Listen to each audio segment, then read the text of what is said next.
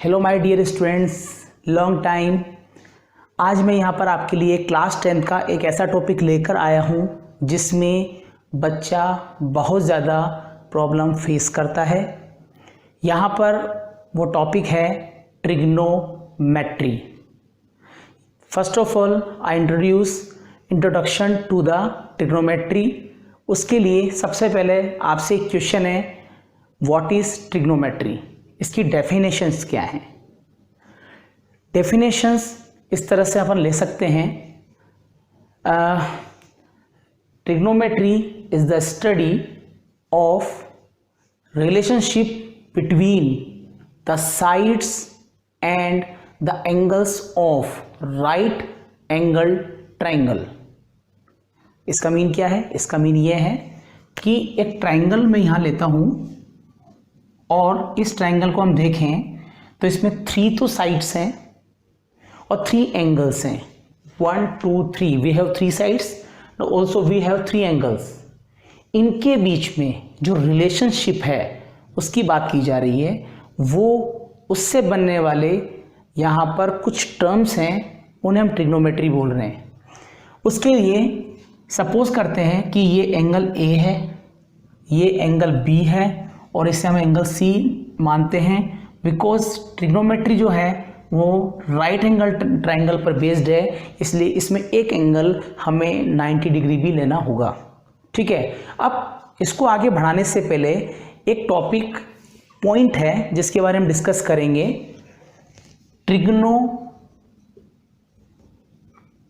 Trigonometric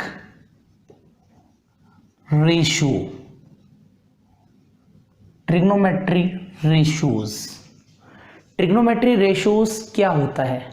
trigonometry ratio जो होगा वो इन साइड्स के बीच में एक रेशियो बनाते हैं। डिवाइड में इन साइड्स को इस तरह से लिखा जाता है जिससे कि हमें कुछ डिफरेंट टाइप की वैल्यूज हमें मिलती है, और वो जो वैल्यूज हैं उनको हम ट्रिग्नोमेट्री रेशियो बोलते हैं।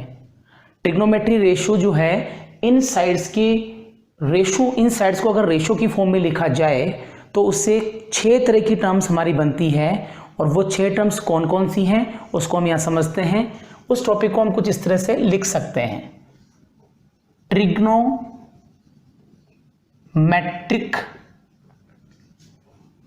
Ratio of angle A. I am talking about angle A, इसकी बात कर रहा हूं मैं। Angle A in the right angle triangle A B C, right angle 8B, right angled 8B. Trigonometric ratio of angle A in the right angle triangle ABC, right angled at B, right angled at B. C, कौन कौन से trigonometry हम ratios को लेके चलते हैं? First sine, SINE, sine. Second आपका part है cosine, cos, COSIN, cosine. Third part आप यूज करते हैं टेंजेंट, TANGENT। नाम ध्यान रखें क्योंकि this is new for 10th class.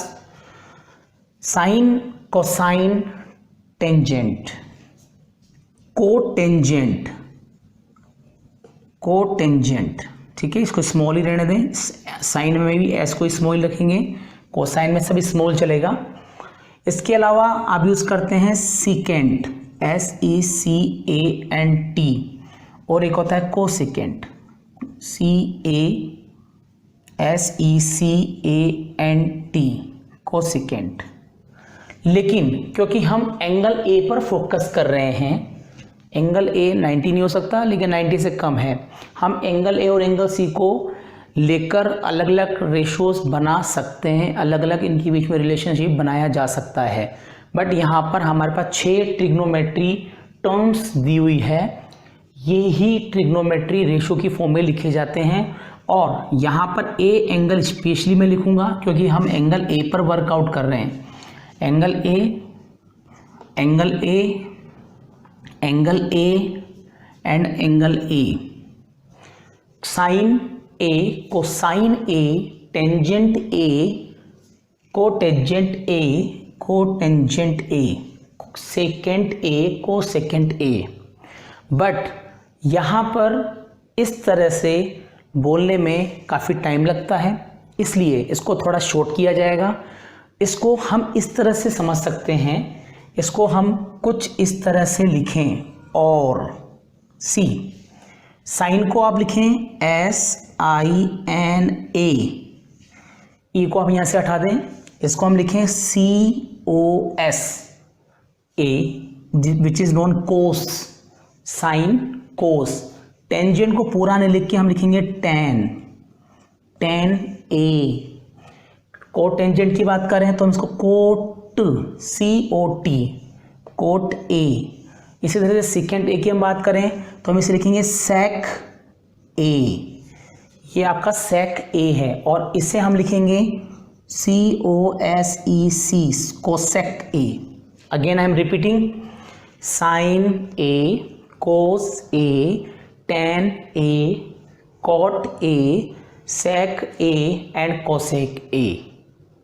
अब हम बात करते हैं, यहाँ तक आपको बिल्कुल ये चीज़ क्लियर होगी, लेकिन अब हमको इनके बीच में रेशोस कैसे बनाने हैं वो आपके लिए इम्पोर्टेंट है। आई थिंक ये दोनों चीज़ें आपको बिल्कुल क्लियर होगी, ध्यान से देखें, रिपीट करें जिससे कि आप इसे समझ पाएँ। तो नेक्स्ट जो है वो देखिए कि कैसे हम इनके बीच में एक रिलेशनशिप तैयार करते हैं ट्रिग्नोमेट्री रेशो के अंदर, ज़रा उसको आप ध्यान से देखिएगा। अब यहाँ पर हमारे पास में साइन ए, इनको मैं एक सीक्वेंस वाइज लिखूंगा, आपको भी ऐसे लिखना है। First sign A, second cos A, third sine cos ten A, fourth हमारे पास है कोट ए, ठीक है। इसके बाद हमारे पास 2 टर्म्स और बची हैं, sine cot sec cosec, okay. Fifth sec A, और finally 6 number cosec A, right. अब मैं कुछ चीज़ें बता रहा हूँ जो आपको ध्यान रख के चलनी है। सबसे पहले, क्योंकि हम इस एंगल को प्रेफरेंस दे रहे हैं, क्योंकि यहाँ पर मैंने ए लिखा है, तो हमेशा इसके सामने जो वैल्यू होती है इसको हम परपेंडिकुलर बोलते हैं। This is known as perpendicular,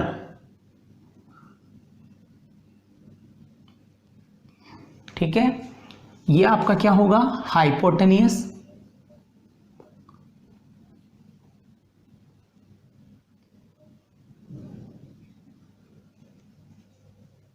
ठीक है। और ये जो है ये आपका कहलाएगा बेस, ठीक है।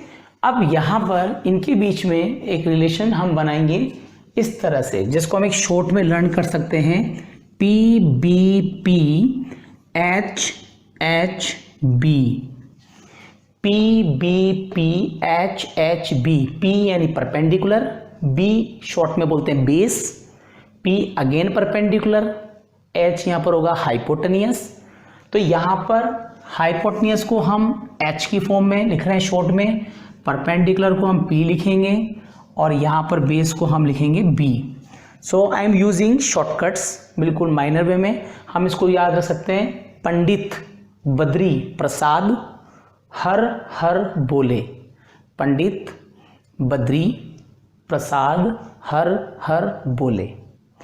अब इसमें सबसे पहले मैं आपको इसको आगे लगाने से पहले इनके बारे में डिस्कस कर लेते हैं।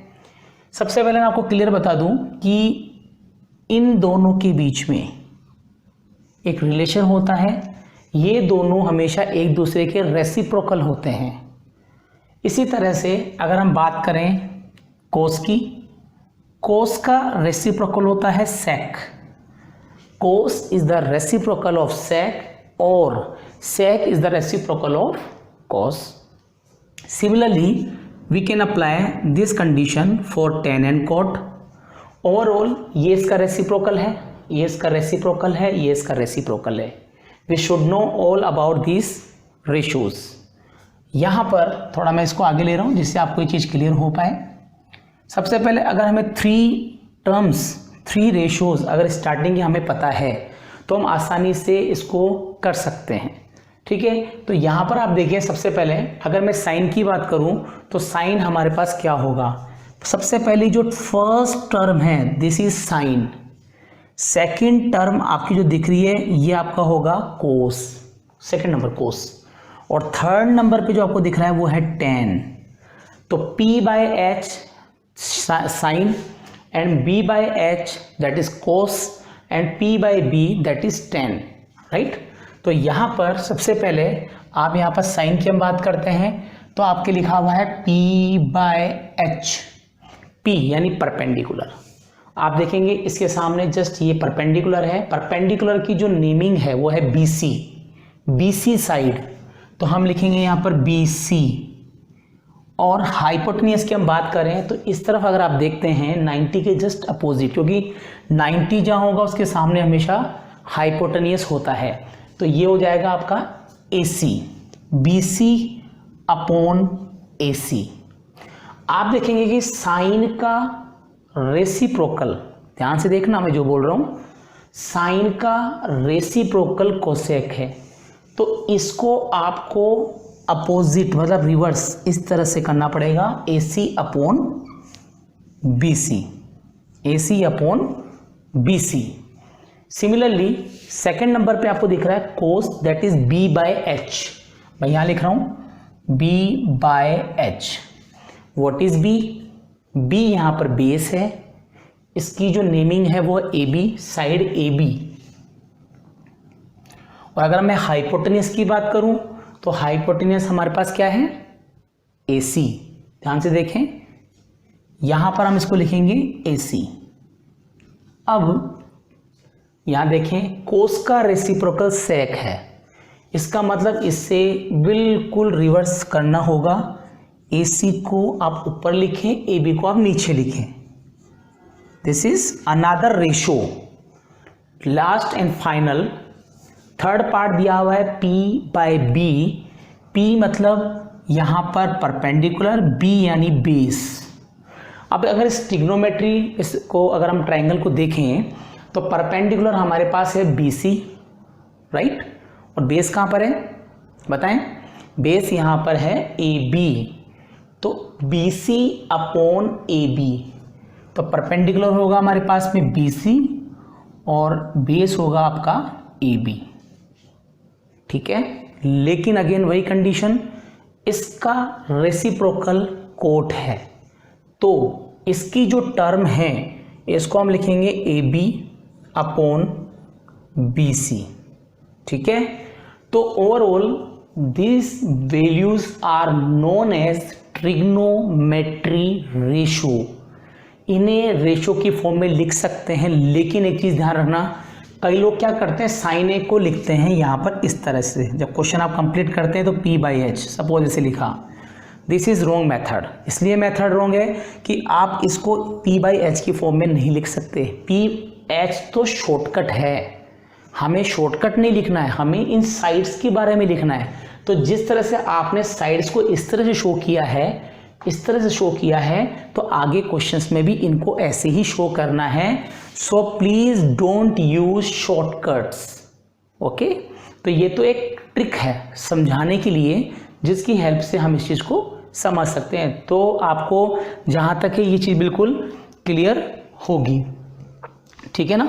तो अब यहाँ पर नेक्स्ट टॉपिक जो आपका है, इसमें एक छोटा सा पोर्शन मैं आपके साथ और डिस्कस करना चाह रहा हूँ. इसके बाद फिर हम नेक्स्ट क्लास के अंदर इस पर बेस कुछ क्वेश्चंस डिस्कस करेंगे. तो यहाँ पर देखें सबसे पहले साइन स्क्वायर A अगर मैंने लिखा है, रिमार्क है, ध्यान रखने वाली चीज़ है, जिसमें बच्चा काफ़ी ज़्यादा कंफ्यूज होता है और गलती कर सकता है। तो साइन स्क्वायर ए को आप लिख सकते हैं sine A whole square. Both are similar, we can write. अब क्वेश्चन ये है कि अगर मैं इसको कुछ इस तरह से लिखूं तो क्वेश्चन आपसे है कि क्या ये सही है? थोड़ा सा सोचें, क्या ये सही है? Can we return this term in convert in this term, both are equal और नॉट? देखिए ये गलत है, it is wrong. We can write this term in this form but this condition is not applicable, not applied, this is a wrong part. तो इसको ऐसे नहीं लिख सकते हैं। तो ये आपके काम आएगा। पावर्स की बात हो रही है, यहाँ पर पावर 2 भी हो सकता है, पावर क्यूब भी हो सकता है, पावर 4 भी हो सकता है। आई थिंक आपको ये चीज़ बिल्कुल क्लियर होगी। नेक्स्ट क्लास के अंदर मैं आपको इस पर बेस कुछ क्वेश्चंस डिस्कस करूँगा और उन क्वेश्चंस के बीच में कई ऐसी कंडीशंस हैं जो स्टूडेंट को नहीं पता होती हैं और वो छोटी छोटी सिली मिस्टेक्स यहाँ पर करता है। तो नेक्स्ट क्लास में आप बने रहें और देखें कि किस तरह से इन क्वेश्चंस को सॉल्व करते हैं। Thank you so much.